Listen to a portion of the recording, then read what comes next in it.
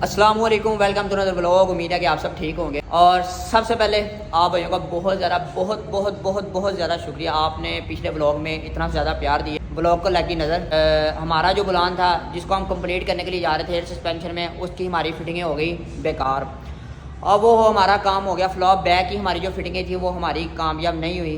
आप सोच रहे होंगे इस वक्त भाई का व्लॉग ख़त्म होने को आता है और इस वक्त भाई व्लॉग स्टार्ट कर रहे हैं। स्टार्ट करने का मकसद ये था कि आपके भाई को आज एक बहुत बड़ा दुख मिला है, जो कि एयर सस्पेंशन हमारी ब्लॉन की। जिन लोगों को इंतज़ार था कि इस ब्लॉग में हमें एयर सस्पेंशन लगी हुई नज़र आएगी, लेकिन ऐसा नहीं हुआ।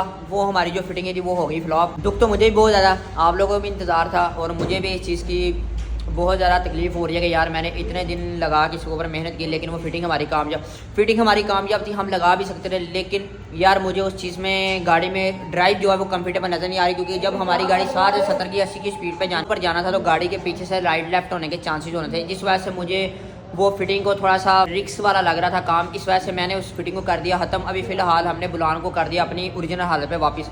अभी हमें 1 से 2 दिन और मेहनत करने की इसके ऊपर ज़रूरत होगी।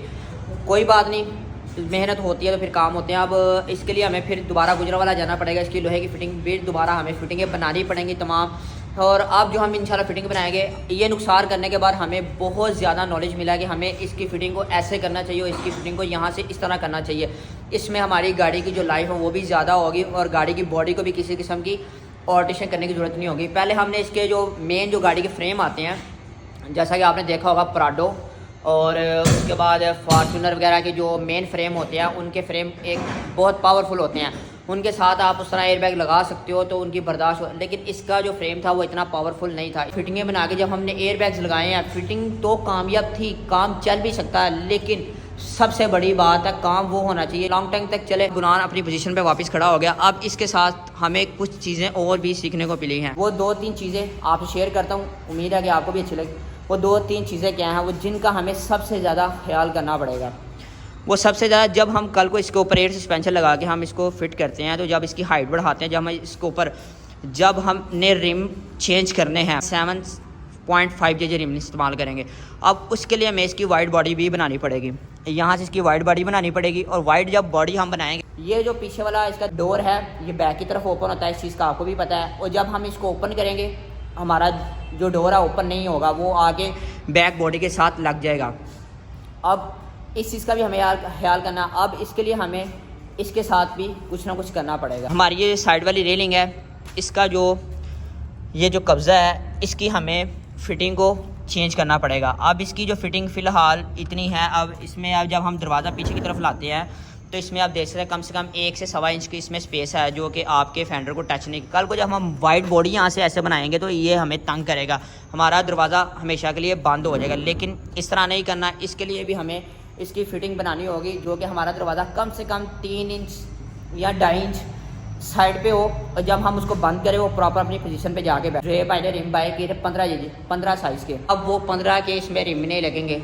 एक और बड़ा नुकसान, इसके अंदर 13 के ही रिम लगेंगे, उसके ऊपर ही वाइड बॉडी बनेगी। 13 से 14 इंच के रिम लगा सकते हैं, क्योंकि जब हम टायर 15 में चले जाएंगे और टायर भी बड़ा हो जाएगा। जब टायर बड़ा होगा तो हमारी गाड़ी में इतनी स्पेस नहीं है व्हील की जगह पे, जहाँ हम 15 का रिम लगाएं।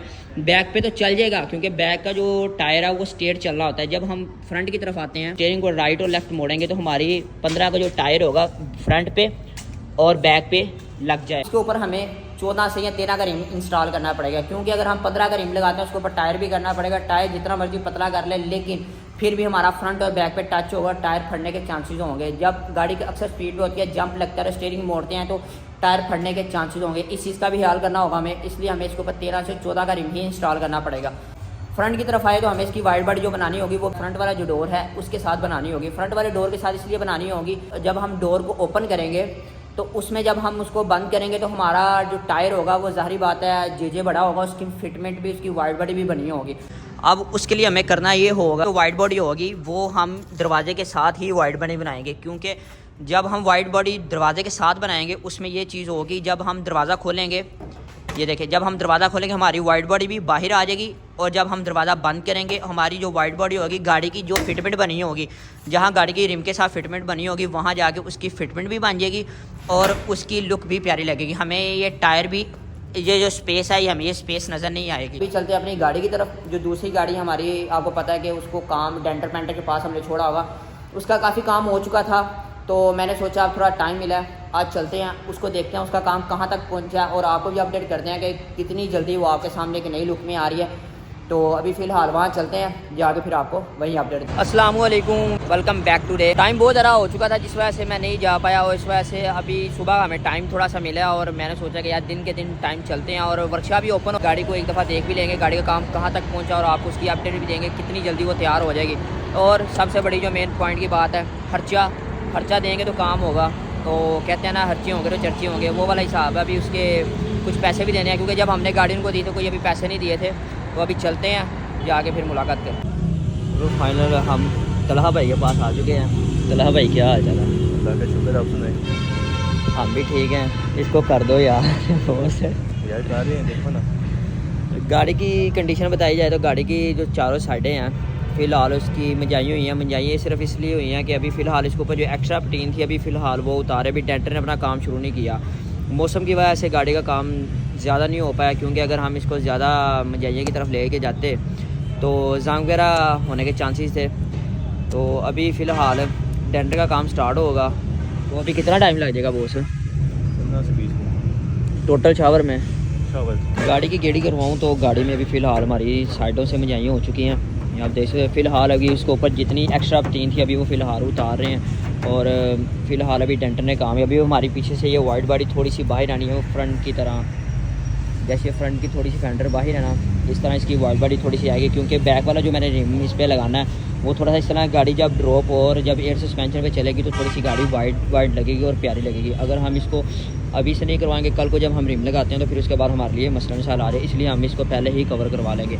मे भी अगर थोड़ा सा ज़्यादा हो जाएगा तो हम रिम और स्पेसर की मदद से भी उसको एडजस्ट कर सकते हैं। लेकिन अगर हम पेंट में नहीं करवाएंगे तो पेंट में ये होगा कि हमें बाद में कल को फिर इसको दोबारा हमें करवाना होगा, तो वो बहुत ज़्यादा मसले मसाइल, पेंट मैच नहीं होगा, बहुत ज़्यादा मसले होंगे। इस साइड से भी काम चल रहा है, वहाँ से इस साइड से भी गाड़ी की मंजाई वगैरह हो चुकी हैं। और फ्रंट अभी फेंडर रहता है इसका, इसमें भी इसी तरह की अभी फ़िलहाल जो ऊपर एक्स्ट्रा पटीन थी वो उतारे हैं। कहते हैं गाड़ी में डल के वैसे बहुत कम थी, लेकिन जहाँ जहाँ डेंट की ज़रूरत होगी वहाँ सिर्फ इसका डेंट निकाल के वहाँ पटीन वगैरह होगी। पटीन वगैरह होने के बाद इसकी फिनिश वगैरह, मौसम ख़राब होने की वजह से काम नहीं हो पाया अभी फ़िलहाल। पहले जो इसके ऊपर पेंट लगा हुआ था वो पेंटर बता रहे थे कि फ़िलहाल जो पेंट था वो ठीक नहीं था। अब ये ग्रिल हम इसलिए खुलवा रहे हैं कि हम साल ले जाएंगे, इसका क्रोम होने वाला है। वैसे तो हम नहीं मंगवाएंगे, लेकिन फ़िलहाल इसको हम क्रोम करवाएंगे, क्रोम करवा के फ़िलहाल इसी को लगाएंगे। ग्रिल देखी जाए तो ग्रिल हमारी बिल्कुल ठीक है, कहीं से भी टूटी नहीं हुई। लेकिन जैसे इसके ऊपर ये खड़े होने की वजह से ना ये जंग वगैरह आ चुका हुआ है, तो मैंने सोचा हम साल ले जाते हैं और इसको हम जितनी देर तक गाड़ी शावर होगी हम इसको क्रोम भी तसल्ली से करवा लेंगे। और इसकी फिनिशिंग वैसे भी मुझे चाइना से मिल रही है, मैं नहीं मंगवा लूँगा, लेकिन फ़िलहाल इसको तो मैं ओके करूँ। और क्योंकि ये ओरिजिनल है और जो हम चाइना से मंगवाएंगे वो चाइनीज़ होगी, फिर भी ये चीज़ अच्छी है। तो इसका लोगो भी इसके अंदर ही बिल्कुल ओके है। फ्रंट की हेडलाइट भी हमारी साफ़ है, ये भी हम जब नेक्स्ट टाइम आएंगे भी फ़िलहाल हम इसको नहीं खुलवाएंगे, क्योंकि अभी गाड़ी तलहा भाई रात को घर ले जाते हैं और सुबह इनके पास छोड़ देते हैं, इसलिए लाइटों की ज़रूरत है। लाइटें हम बाद में खुलवाएंगे, इसको वॉश वगैरह कराएंगे। ये 4 पेज खोलो, इसका क्रोम दोबारा फ्रेश कराओ, गाड़ी लाइट बिल्कुल। इसको हम एल डी वगैरह वो जो होती हैं डेकोरेट वो भी इसमें लगा लो, इसके अंदर वो डिजाइनिंग हो जाती हैं, वो तो बाद का काम है। जब ये लाइटें गंदी हो ना, ये 4 पेज खोलो, अंदर से वॉश करो, स्प्रे करो, फिर नहीं ये तो है। नहीं, लाइटें वैसे भी कहीं से टूटी नहीं हुई है, भी ओरिजिनल है।